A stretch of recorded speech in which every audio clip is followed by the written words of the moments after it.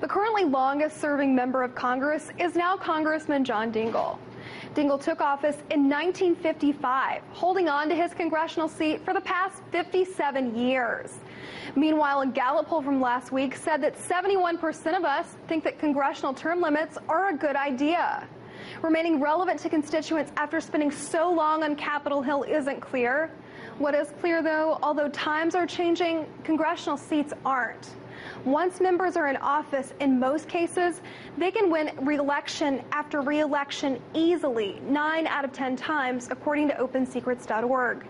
The public's dissatisfaction and distrust of Congress in general is reflected in a recent Rasmussen poll conducted that said only 6% of us think that Congress is doing a good job.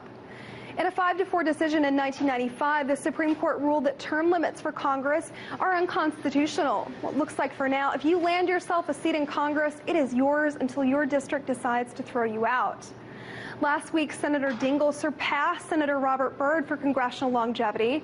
If you remember, Byrd died in office after holding his seat in the Senate from 1959 to 2010. Or do you remember Strom Thurmond, age 98, who died in office? There was an actual ambulance parked outside the Capitol for several days on standby, seemingly waiting for Senator Thurmond to expire. And earlier this month, Senator Frank Laudenberg died during his second round in office, just after saying he wouldn't seek a 6th term.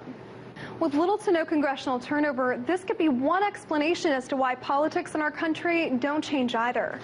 Congressional stagnation, a theory coined by political science author David Mayhew, attempts to explain that high rate of incumbency re-election to the U.S. House of Representatives. In recent years, this rate has been over 90% or higher. The stagnation may attribute to preserving the status quo. Mayhew's theory was coined in the 1973 cycle. Still has an eerie element of truth to it, doesn't it?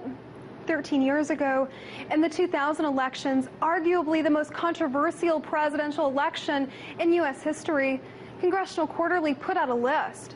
They stated that 359 of the 435 members of Congress were safe, i.e. guaranteed re-election. Safe and stagnant are two terms that seem to coincide with congressional incumbency. In Washington, Margaret Howell, RT.